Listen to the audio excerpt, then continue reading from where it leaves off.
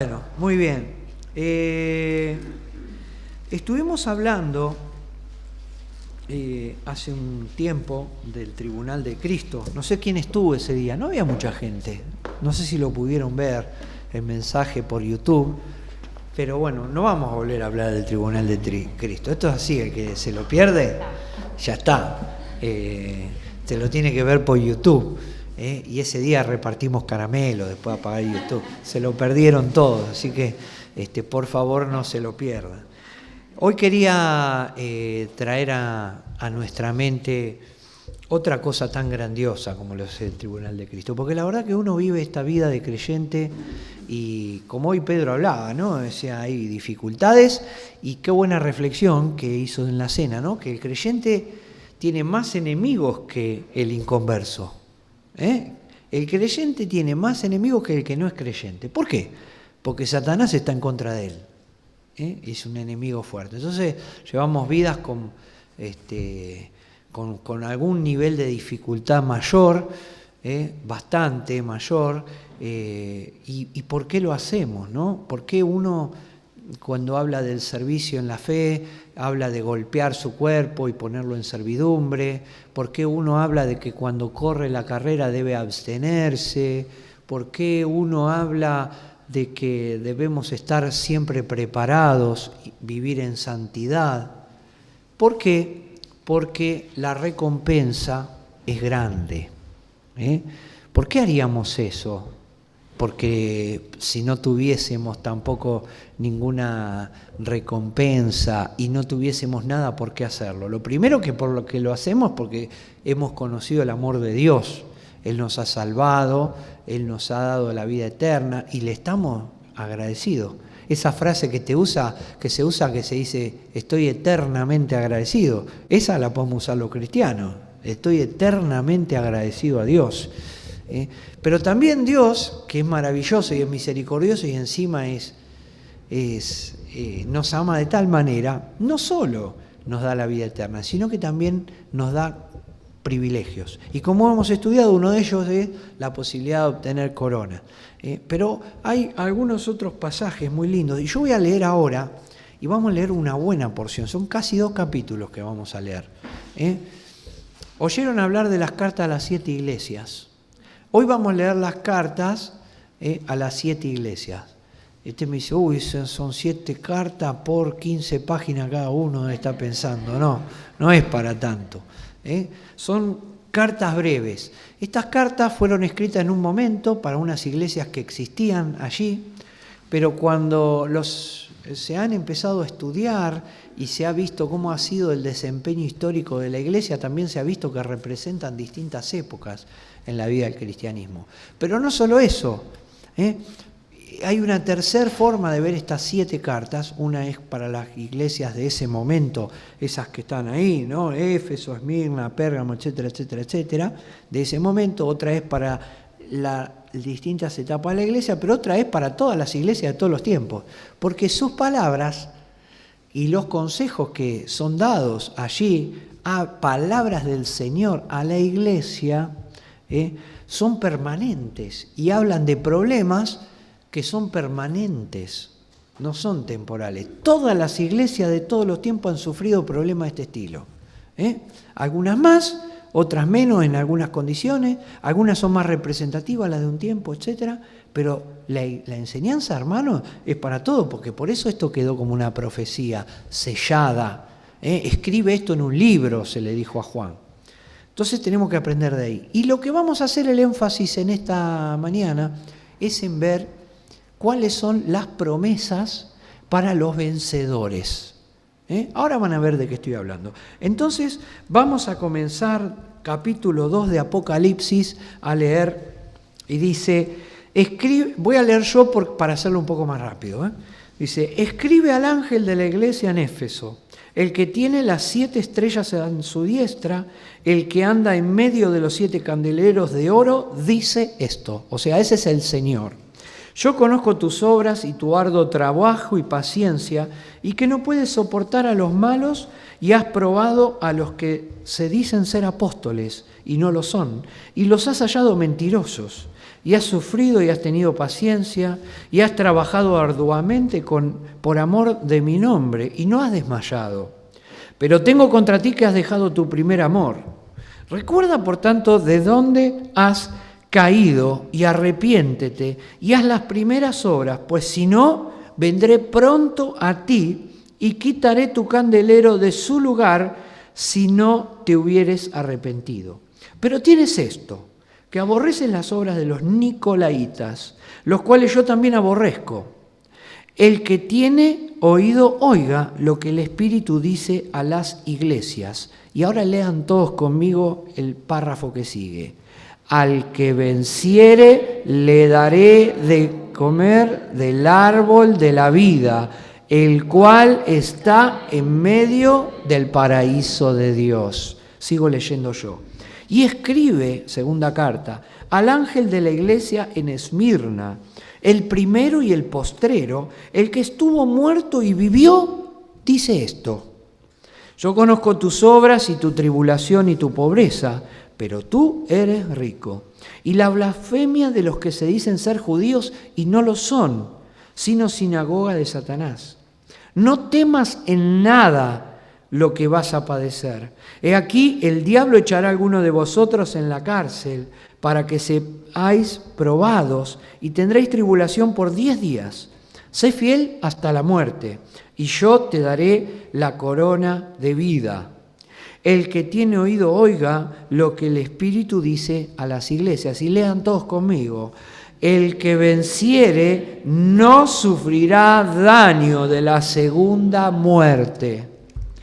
Y sigo leyendo y dice, y escribe al ángel de la iglesia en Pérgamo, el que tiene la espada aguda de 2 filos, dice esto: yo conozco tus obras y dónde moras, donde está el trono de Satanás, pero retienes mi nombre y no has negado mi fe, ni aun en los días en que Antipas, mi testigo fiel, fue muerto entre vosotros, donde mora Satanás.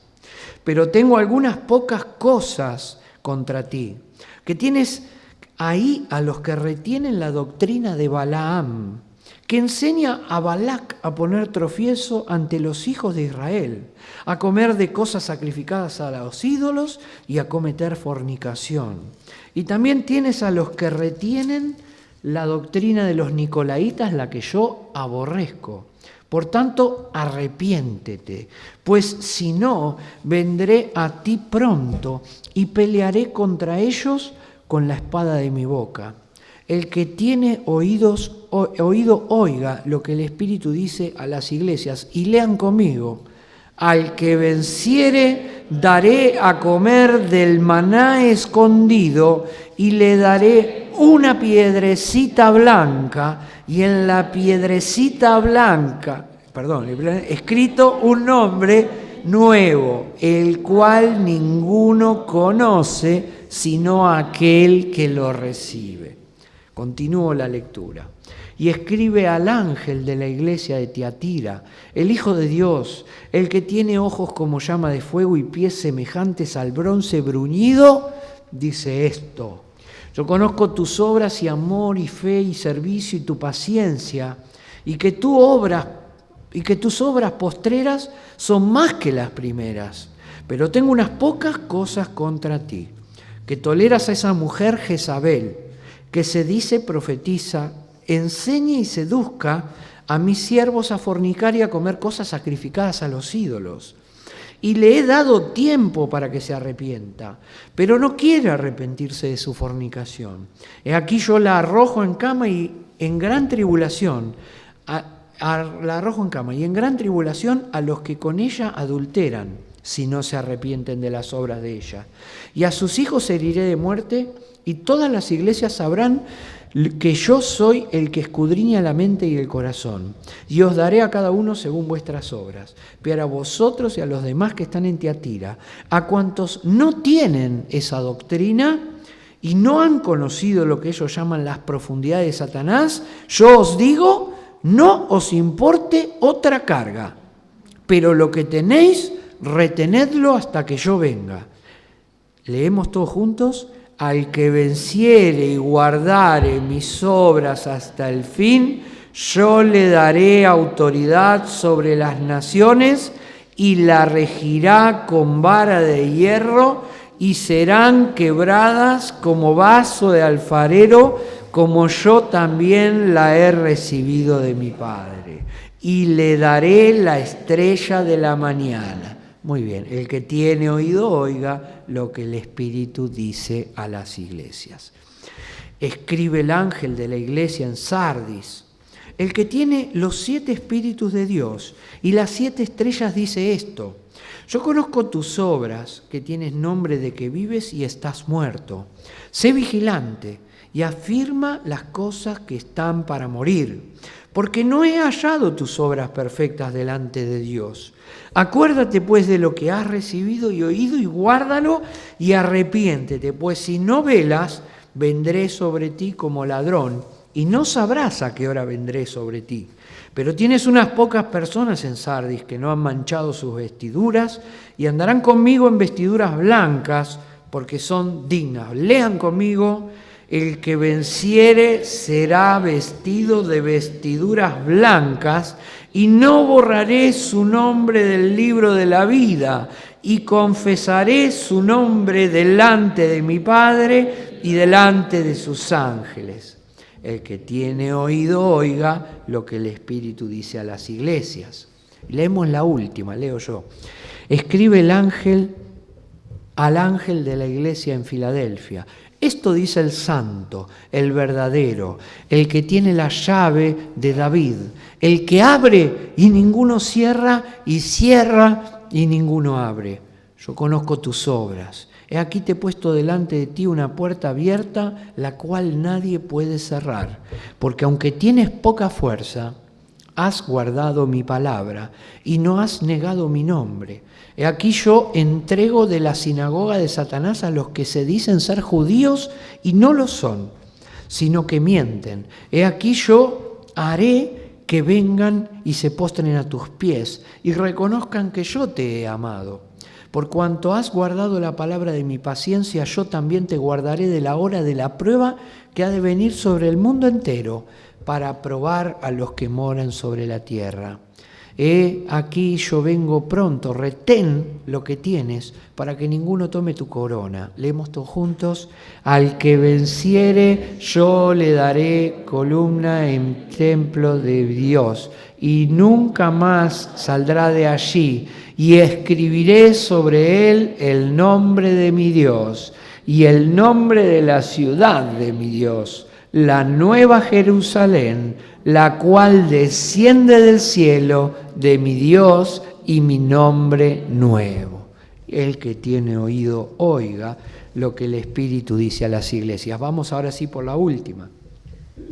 Y escribe al ángel de la iglesia en la Odisea: he aquí el amén, el testigo fiel y verdadero, el principio de la creación de Dios. Dice esto: yo conozco tus obras, que ni eres frío ni caliente. Ojalá fuese frío o caliente, pero por cuanto eres tibio y no frío ni caliente, te vomitaré de mi boca. Porque tú dices: yo soy rico y me he enriquecido y de ninguna cosa tengo necesidad, y no sabes que tú eres un desventurado, miserable, pobre, ciego y desnudo. Por tanto, yo te aconsejo que de mí compres oro refinado en fuego, para que seáis rico, y vestiduras blancas para vestirte, y que no se descubra la vergüenza de tu desnudez. Y unge tus ojos con colirio para que veas. Yo reprendo y castigo a todos los que amo. Sé pues celoso y arrepiéntete. He aquí, yo estoy a la puerta y llamo. Si alguno oye mi voz y abre la puerta, entraré a él y cenaré con él y él conmigo. Leemos todos juntos: al que venciere le daré que se siente conmigo en mi trono, así como yo he vencido y me he sentado con mi Padre en su trono. El que tiene oídos oiga lo que el Espíritu dice a las iglesias. ¿Vieron? Logramos leer las 7 cartas en un ratito. Obviamente esto no es un estudio que vamos a hacer. Hay muchísima riqueza, queridos hermanos, en estas cartas del Apocalipsis. Son unas cartas que animan mucho a la iglesia, porque muestran problemas reales. Y si no muestran problemas, miren, hay dos iglesias a las cuales el Señor no les reclama nada. Una es Esmirna y otra es Filadelfia. El Señor no les reclama nada, pero les reconoce que son débiles y que tienen que retener o que tienen que soportar la prueba, en cada caso. Pero el llamado en todas ellas es a vencer relacionado, queridos hermanos, con cómo llevamos adelante nuestra vida cristiana, cómo llevamos adelante el testimonio de nuestra iglesia, la iglesia en Don Bosco. Estas eran iglesias locales y nosotros somos una iglesia local. Tranquilamente el Señor, que es el que escudriña, es maravilloso ver cómo comienzan todas las cartas con una descripción del Señor, cómo le da esa descripción autoridad. No podemos hoy estudiar las 7 cartas, quizá algún día sea tema de estudio, una por una, iremos viendo por domingo, pero es hermoso ver cómo el Señor conoce y podría tranquilamente estar escribe el ángel a la iglesia que está en Don Bosco, Y acá habla de vencer sobre una debilidad o sobre un pecado o sobre una falta de doctrina. Y hermanos, los vencedores son aquellos que a lo largo de la vida cristiana no se vuelven atrás. Esos son los vencedores. Las promesas para los vencedores, que ahora las vamos a ver un poquitito de nuevo, tienen que ver con esos que escucharon la voz de Dios y que prestaron atención a su consejo. Porque fíjense que a muchos le dice, arrepiéntete y haz esto que tienes que hacer. O a los que están chiquititos y se sienten débiles, retén lo que tienes. Y luego a todos los llama vencedores. Hay muchas personas que están adentro de la iglesia y que quizás no sean verdaderos creyentes y aún no se han arrepentido. Hay muchas personas que están en la iglesia y terminan apostatando de la fe. Y ojo, vivimos en tiempos donde la apostasía está a flor de piel. Por eso es tan importante que retengamos la doctrina que se nos enseña. Por eso es tan importante que abramos la Biblia y la leamos. Porque por eso vivimos vidas sin demasiada fe muchas veces. Porque la fe viene por el oír la palabra de Dios.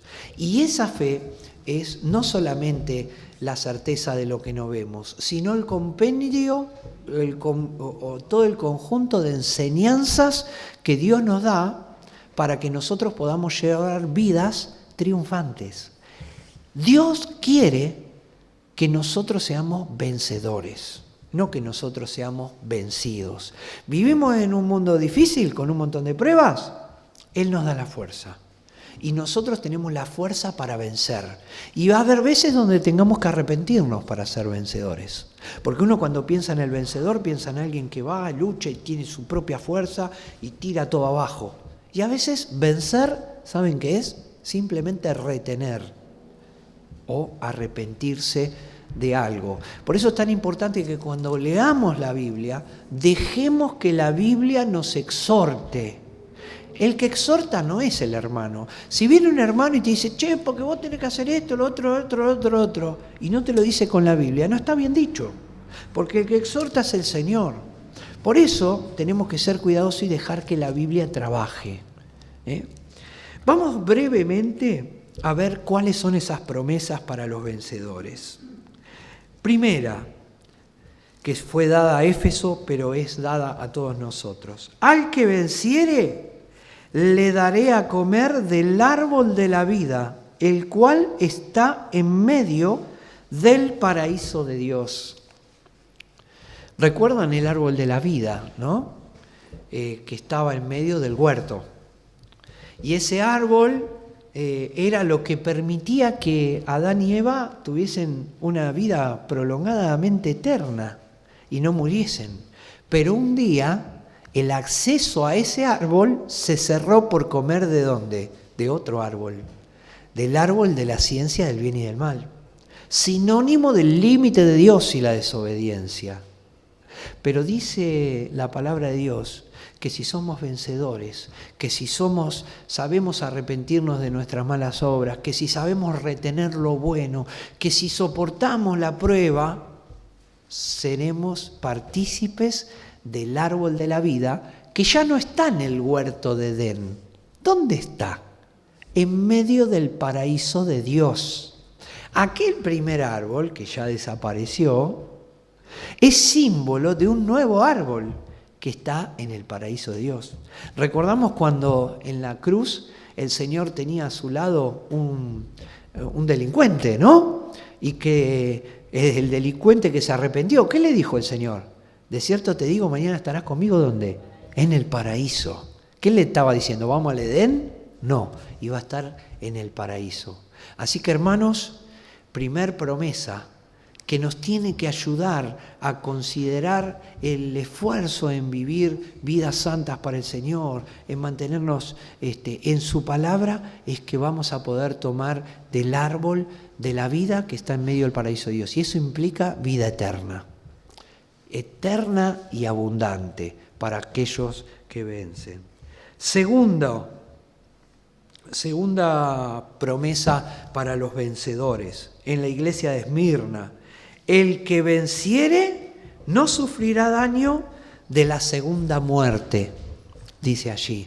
Y Esmirna es una iglesia de las cuales dijimos no hay para arrepentirse. Era una iglesia muy perseguida, sinónimo de la iglesia perseguida, sinónimo de la iglesia que iba a ser la época en la que los hermanos eran quemados, torturados vivos, echados a los leones. Esa es la iglesia de Esmirna, la iglesia que vino después de los apóstoles, muy perseguida por los tiranos romanos, por sobre todas las cosas. Pero el Señor dice que al que venciere no sufrirá daño de la segunda muerte. Miren, hermanos, la muerte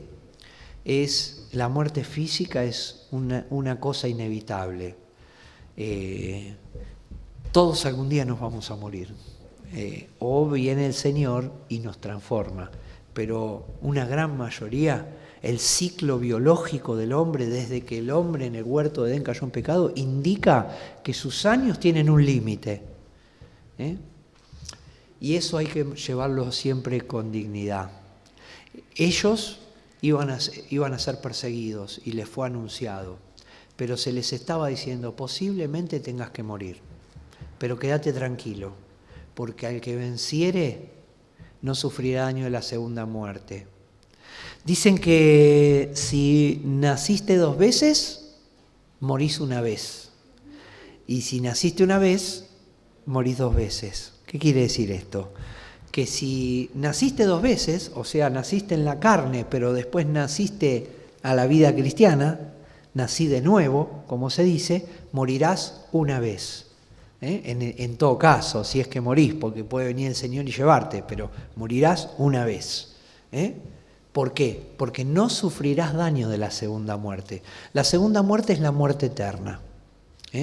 Sin embargo, aquellos que nacieron una vez y nunca se arrepintieron como para volver a nacer, para ser hecho una nueva criatura, tendrán que sufrir daño de la segunda muerte. Porque está la primera muerte, que es la muerte física, y algún día será resucitado, ¿para qué? Para la segunda muerte, que es la muerte espiritual. Así que miren si no vale la pena seguir la palabra de Dios. Miren si no vale la pena disfrutar de esa vida eterna en el medio del huerto de Dios, del paraíso de Dios, comiendo el árbol de la vida y no sufriendo daño en la segunda muerte. Es muy hermoso ver el testimonio de lo que fue la iglesia en Esmirna. Algún día por ahí lo hagamos. Tercer mensaje, tercer promesa. Al que venciere le daré a comer del maná escondido y le daré una piedrecita blanca y en la piedrecita escrito un nombre nuevo, el cual ninguno conoce sino aquel que lo recibe. Bueno, el maná escondido. ¿El maná hace referencia a quién? a Cristo. Muy bien. Ustedes saben que el maná es el pan del cielo. Está hecho con trigo celestial. No está hecho con trigo, no era de trigo. Nadie sabe de qué era el maná, pero era una lluvia, delicado rocío que caía y se ponía cada día en el desierto, el día que los judíos se quejaron de que no tenían pan, y Dios les envió el maná. Ese maná se cortó cuando entró el pueblo en la tierra prometida. Y nunca más nosotros vimos maná. Nosotros no lo conocimos. Lo conocieron los judíos que transitaron por el desierto. Pero ¿saben una cosa? El que venciere comerá del maná escondido, porque hay maná. ¿Y quién es el maná escondido? Cristo. Y Cristo un día estará con nosotros y ya no estará más escondido. Estará con los que vencimos, nos dará el Señor allí, la presencia del Señor, de Cristo, cada uno de los días de nuestra eternidad. Es difícil hablar de días. Uno puede hablar de los días de la eternidad o del día de la eternidad, porque la eternidad no tiene horario. La eternidad es eterna. Qué difícil de comprender. Pero acá lo importante no es el tiempo. No tratemos de entender la eternidad en un lapso de tiempo. Entendamos la maravilla de estar siempre al lado de nuestro Señor resucitado. Ese maná escondido que el mundo no ve, porque nadie lo ve a Cristo, solo los creyentes por la fe. Un día podrán aquellos vencedores comer de ese maná cada uno de esos días. Y ese maná que caía en el desierto era lo que cada uno necesitaba para mantenerse. Como hoy las bendiciones de nuestro Señor es un símbolo de Cristo y cada día tenemos que comer de ese maná. ¿Para qué?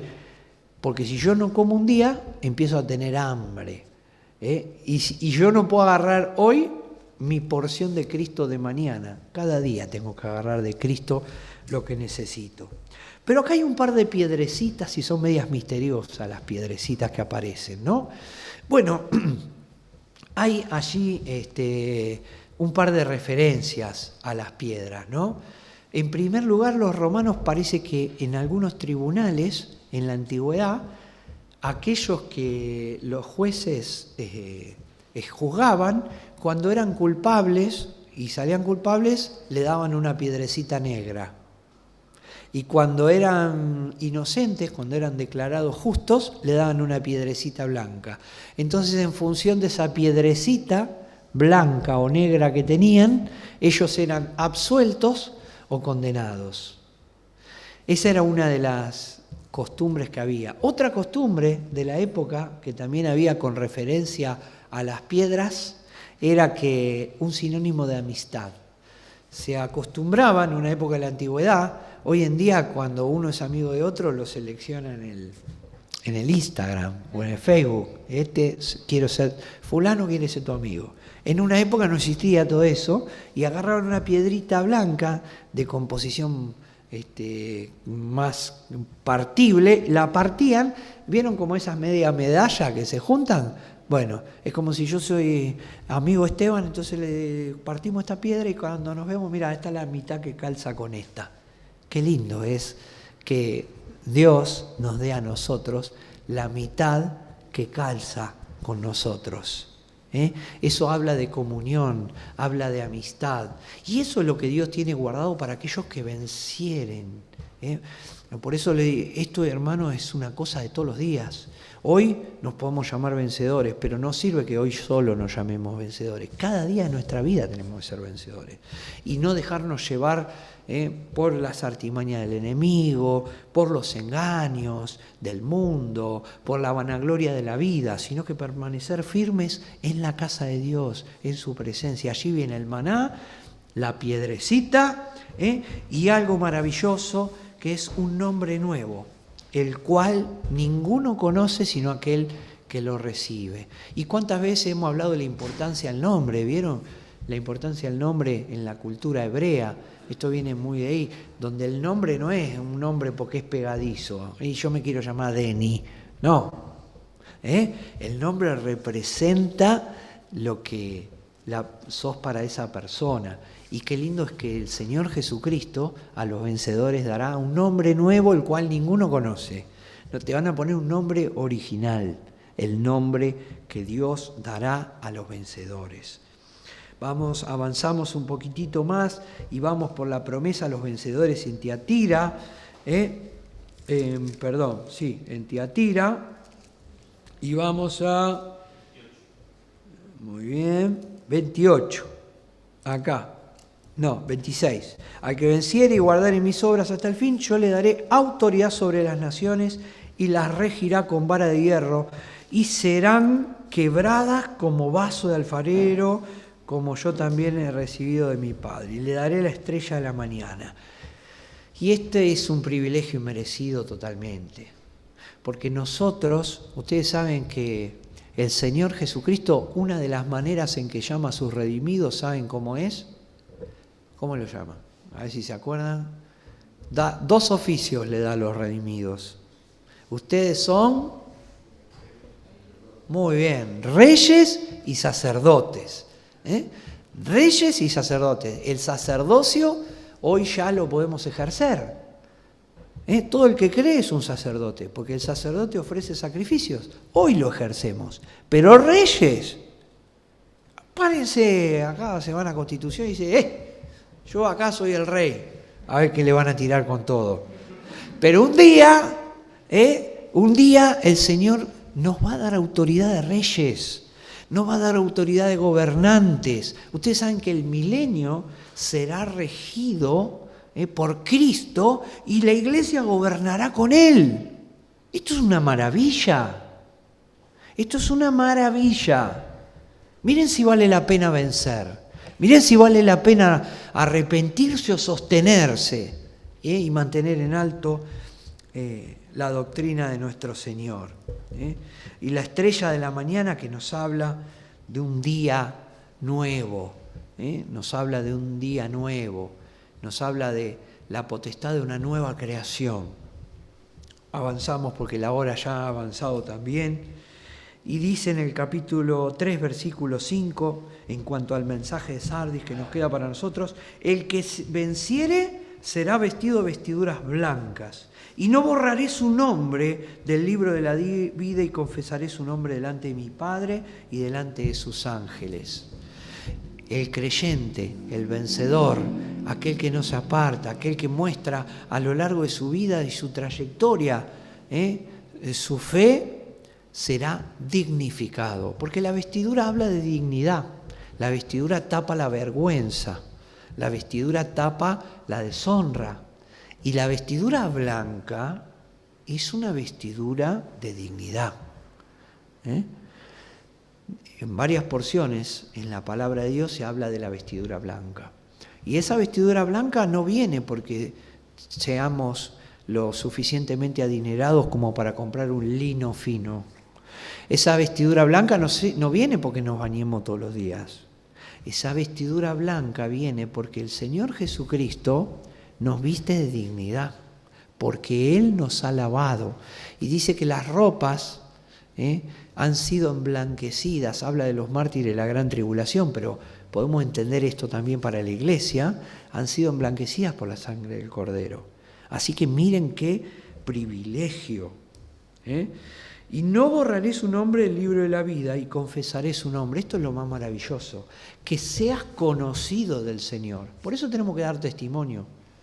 ¿Vieron que el Señor dijo que aquel que se avergonzare de mi nombre, yo me avergonzaré de él delante de mi Padre? Porque un día, fíjense que Cristo confesará el nombre delante del Padre y de sus ángeles. Miren qué bueno que diga el Señor, Daniela o Zaira, le diga al Padre, acá está Daniela y acá está Zaira, y a los ángeles, y todos conozcan. Miren si vale la pena. Avanzamos un poco más y al que venciere yo le haré columna en el templo de mi Dios, dice el versículo 12 del capítulo 3. Y nunca más saldrá de allí, y escribiré sobre él el nombre de mi Dios y el nombre de la ciudad de mi Dios, la nueva Jerusalén, la cual desciende del cielo de mi Dios. Bueno, esto es maravilloso. Y también una columna habla de dos cosas, de fortaleza, de fortaleza y de sostén. Ustedes saben que había dos columnas en el templo que hizo Salomón, que dicen que eran dos columnas impresionantes, porque creo que tenían como 5 metros de diámetro y 8 metros de altura, una cosa, hasta tenían nombre, y esos nombres significaban la fortaleza, el sostén, la firmeza. Y eso es lo que es cada creyente. El símbolo que hoy no vemos tan claramente a veces de que cada uno de nosotros somos vieron que la iglesia es un edificio vivo y está compuesto por piedras vivas. Cada uno de nosotros es piedra de un edificio. Todo esto es símbolo de lo que ha de suceder, porque el creyente, el vencedor, será columna de la Nueva Jerusalén. ¿Qué quiere decir? Que cada creyente será parte y sostén de esa, no de cemento duro, este es una columna, no se mueve para nada, sino que será un edificio hecho por creyentes glorificados, que sostienen esa Nueva Jerusalén que con el poder de Dios nadie podrá nunca vencer. Así que, y fíjense que vuelve a hablar del nombre, sobre él escribiré el nombre de mi Dios y mi nombre nuevo, dice en el versículo, otra vez, cosas que ojo no vio, ni oído yo, ni han subido al corazón de hombre, son las que Dios tiene preparadas. ¿Para quiénes? Para los vencedores. Vamos con la Odisea, la última, y dice, al que venciere, le daré que se siente conmigo en mi trono, así como yo he vencido y me he sentado con mi Padre en su trono. Y esto, una vez más, habla de el oficio de reinado. Aquel que venciere se podrá sentar en el trono con el Señor, como Él venció. Él estuvo viviendo una vida de servicio. Fueron 3 años de un testimonio de amor hacia las almas, de testimonio de la palabra de Dios, una vida sin ningún tipo de exaltación, pero dice que cuando murió y resucitó, fue y se sentó a la diestra de Dios Padre. Y eso es lo que tiene Él preparado para nosotros. Por ahí uno en esta vida se siente un miserable. Por ahí uno en esta vida dice, yo no tengo nada, yo no soy nadie. No, para Dios son muchos. Un día el que venciere se sentará allí en el trono. Queridos hermanos, creo que tenemos mucho para ocuparnos de la vida cristiana. Tenemos mucho para seguir adelante, mucho para trabajar para el Señor, para que todo le den gloria y abrir esta maravilla de promesas para más gente, porque hay gente que se pierde y nosotros tenemos en nuestra mano la bandera del Evangelio, a llevarla para adelante, a seguir adelante, queridos hermanos, porque el Señor recompensa siempre.